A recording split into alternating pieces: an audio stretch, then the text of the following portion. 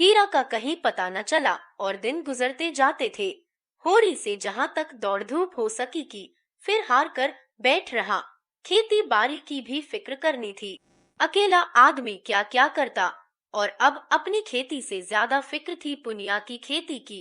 पुनिया अब अकेली होकर और भी प्रचंड हो गई थी। होरी को अब उसकी खुशामद करते बीतती थी। हीरा था तो वह पुनिया को दबाए रहता था। उसके चले जाने से अब पुनिया पर कोई अंकुश न रह गया था। होरी की पट्टीदारी हीरा से थी। पुनिया अबला थी, उससे वह क्या तनातनी करता।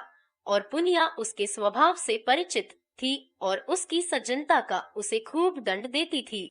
खैरियत यही हुई कि कारकुन साहब ने पुनिया से बकाया लगान वसूल करने की कोई सख्ती न की, केवल थोड़ी सी पूजा लेकर राजी हो गए।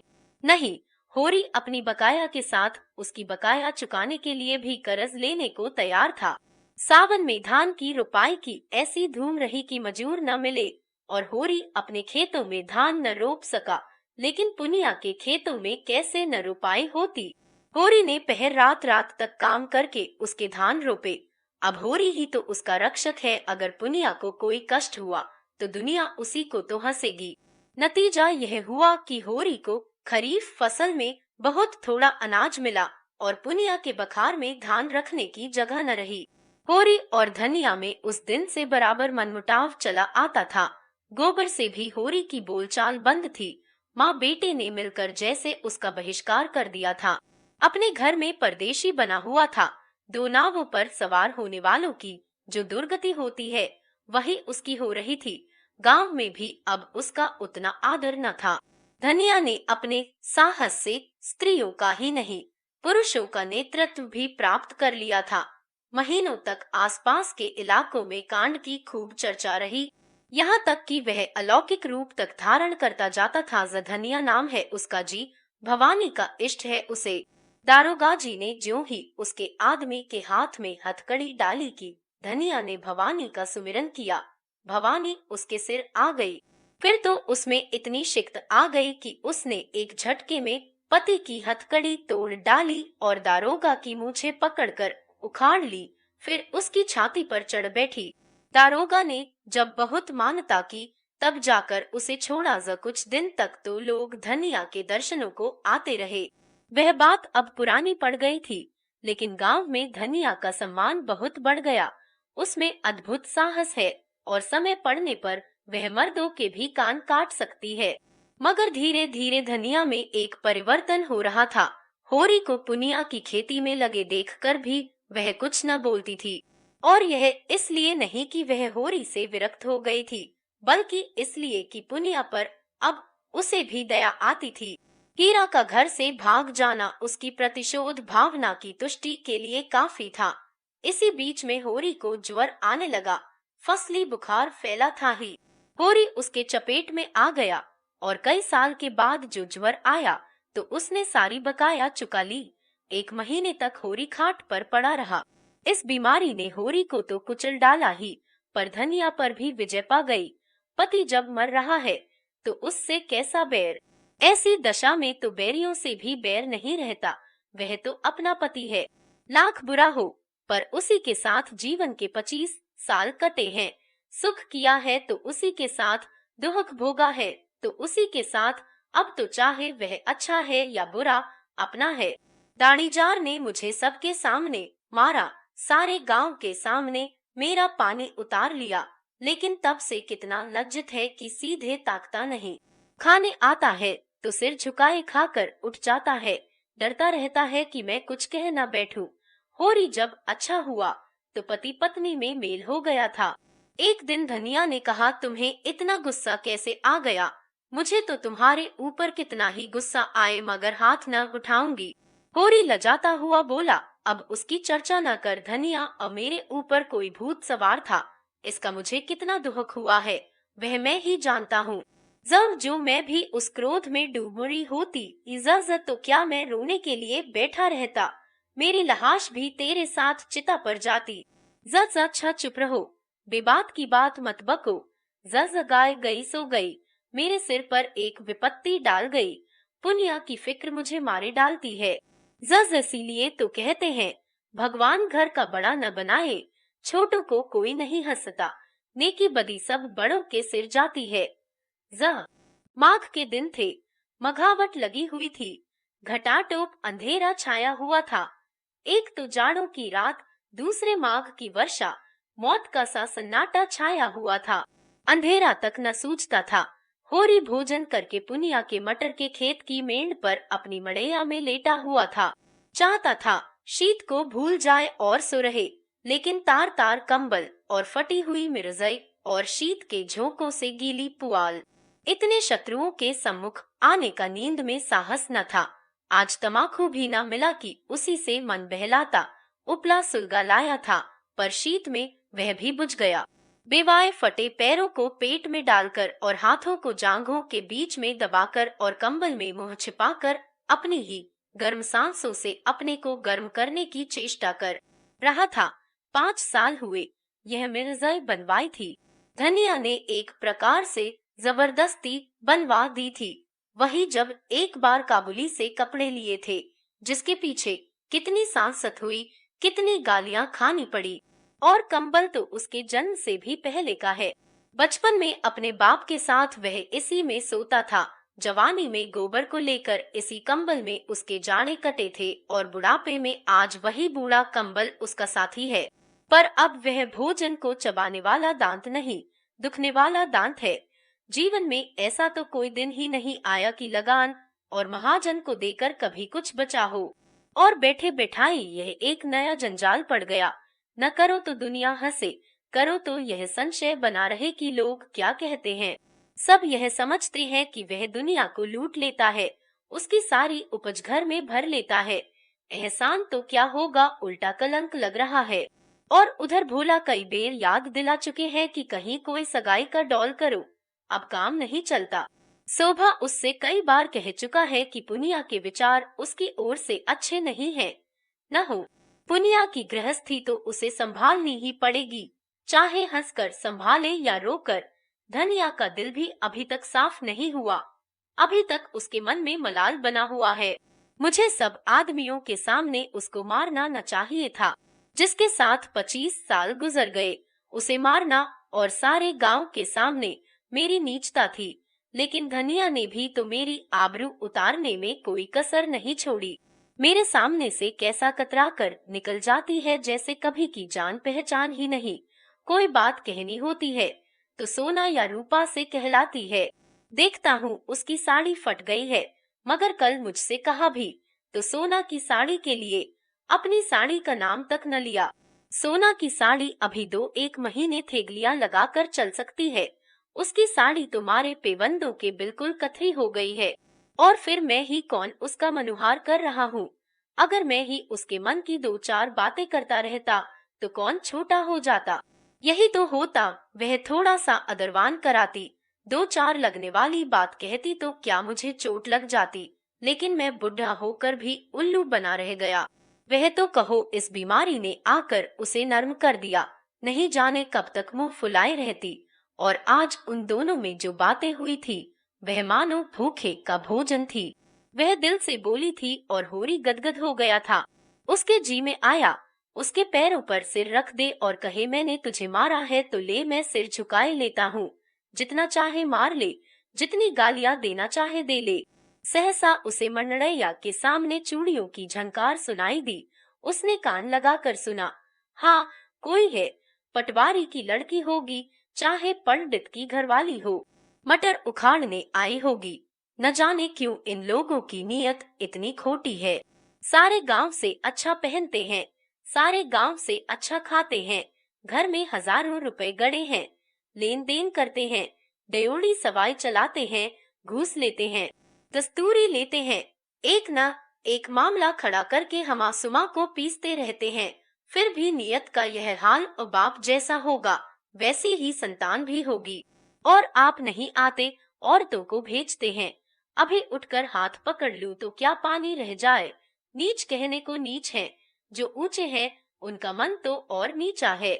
औरत जात का हाथ पकड़ते भी तो नहीं बनता, आंखों देखकर मक्खी निगलनी पड़ती है। उखाड़ ले भाई, जितना तेरा जी चाहे, समझ ले मैं नहीं हूँ। बड़े आदमी अपनी लाज न रखे, छोटों को तो उनकी लाज रखनी ही पड़ती है।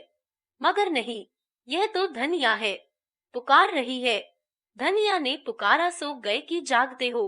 होरी झटपट उठा और मन्नैया के बाहर निकल आया।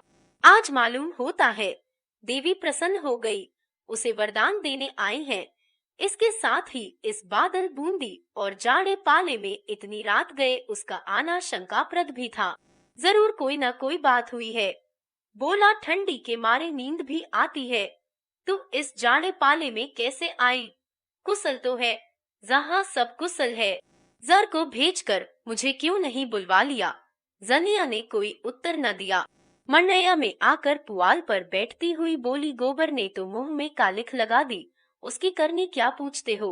जिस बात को डरती थी वह हो कर रही। क्या हुआ? क्या किसी से मार पीट कर बैठा? जब मैं जानू क्या कर बैठा, चलकर पूछो उसी राण से। जज किस राण से? क्या कहती है तू? बोरा तो नहीं गई?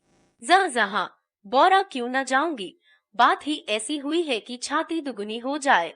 जहोरी के मन में प्रकाश की एक लंबी रेखा ने प्रवेश किया। साफ साफ क्यों नहीं कहती? किस राण को कह रही है? जसी झुनिया को। और किसको? जज तो झुनिया क्या यहाँ आई है? जज कहाँ जाती? पूछता कौन? जर क्या घर में नहीं है? जज गोबर का कहीं पता नहीं, जाने कहाँ भाग गया। इसे 5 महीने का पेट है। होरी सब कुछ समझ गया। गोबर को बार बार अहिराने जाते देखकर वह खटका था जरूर, मगर उसे ऐसा खिलाड़ी न समझता था। युवकों में कुछ रसिकता होती ही है, इसमें कोई नई बात नहीं। मगर जिस रूई के गाले को उसने नीले आकाश में हवा के झोंके से उड़ते देखकर केवल मुस्कुरा दिया था, वह सारे आकाश में छाकर उसके मार्ग को इतना अंधकारमय बना देगा, यह तो कोई देवता भी न जान सकता था। गोबर ऐसा लंपट, वह सरल गवार जिसे वह अभी बच्चा समझता था, लेकिन उसे भोज की चिंता न थी, पंचायत का भय न था, झुनिया घर में कैसे रहेगी इसकी चिंता भी उसे न थी। उसे चिंता थी गोबर की। लड़का लज्जाशील है, अनाड़ी है, आत्माभिमानी है, कहीं कोई नादानी न कर बैठे। घबरा कर बोला, झुनिया ने कुछ कहा नहीं। गोबर कहाँ गया? उससे कह कर ही गया होगा। धनिया झुंझला कर बोली, तुम्हारी अक्ल तो घास खा गई है। उसकी चहेती तो यहाँ बैठी है, भाग कर जाएगा कहाँ? यही कहीं छिपा बैठा होगा। दूध थोड़े ही पीता है कि खो जाएगा। मुझे तो इस कलमुही झुनिया की चिंता है कि इसे क्या करूं। अपने घर में तो मैं क्षण भर भी न रहने दूंगी। जिस दिन गाय लाने गया है उसी दिन से दोनों में ताक झांक होने लगी। पेट न रहता तो अभी बात न खुलती, मगर जब पेट रह गया तो झुनिया लगी घबराने, कहने लगी, कहीं भाग चलो। गोबर टालता रहा। एक औरत को साथ लेके कहाँ जाए, कुछ न सूझा। आखिर जब आज वह सिर हो गई कि मुझे यहाँ से ले चलो, नहीं मैं परान दे दूंगी, तो बोला, तो चल कर मेरे घर में रह, कोई कुछ न बोलेगा, अम्मा को मना लूंगा। यह गधी उसके साथ चल पड़ी। कुछ दूर तो आगे आगे आता रहा, फिर न जाने किधर सरक गया। यह खड़ी खड़ी उसे पुकारती रही। जब रात भीग गई और वह न लौटा, भागी यहाँ चली आई। मैंने तो कह दिया, जैसा किया है वैसा फल भोग। चुड़ैल ने लेके मेरे लड़के को चौपट कर दिया, तब से बैठी रो रही है, उठती ही नहीं। कहती है, अपने घर कौन मुँह लेकर जाऊं? भगवान ऐसी संतान से तो बाज ही रखे तो अच्छा।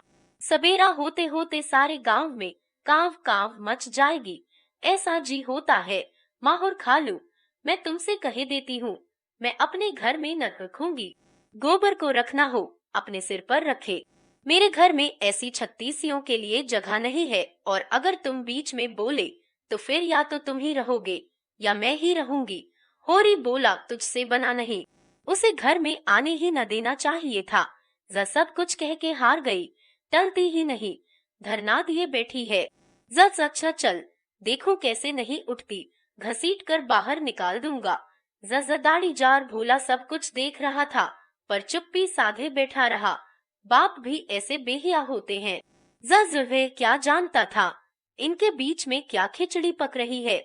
जानता क्यों नहीं था, गोबर रात दिन घेरे रहता था तो क्या उसकी आंखें फूट गई थी। सोचना चाहिए था ना कि यहाँ क्यों दौड़ दौड़ आता है। जस चल मैं झुनिया से पूछता हूँ ना। ज दोनों मंडलिया से निकलकर गांव की ओर चले। होरी ने कहा 5 घड़ी रात के ऊपर गई होगी। धनिया बोली हाँ। और क्या, मगर कैसा सोता पड़ गया है। कोई चोर आए तो सारे गांव को मूस ले जाए। ज चोर ऐसे गांव में नहीं आते, धनियों के घर जाते हैं। जनिया ने ठिठक कर होरी का हाथ पकड़ लिया और बोली देखो, हल्ला न मचाना, नहीं सारा गांव जाग उठेगा और बात फैल जाएगी। होरी ने कठोर स्वर में कहा मैं यह कुछ नहीं जानता, हाथ पकड़कर घसीट लाऊंगा और गांव के बाहर कर दूंगा। बात तो एक दिन खुलनी ही है, फिर आज ही क्यों न खुल जाए। वह मेरे घर आए क्यों जाए जहाँ गोबर है। उसके साथ कुकर्म किया तो क्या हमसे पूछ कर किया था। धनिया ने फिर उसका हाथ पकड़ा और धीरे से बोली तुम उसका हाथ पकड़ोगे तो वह चिल्लाएगी। ज तो चिल्लाया करे। ज इतनी रात गई, इस अंधेरे सन्नाटे रात में जाएगी कहाँ, यह तो सोचो। ज जाए जहाँ उसके सगे हो, हमारे घर में उसका क्या रखा है। ज जहाँ, लेकिन इतनी रात गए घर से निकालना उचित नहीं। पाँव भारी है, कहीं डरा जाए तो और आफत हो। ऐसी दशा में कुछ करते धरते भी तो नहीं बनता।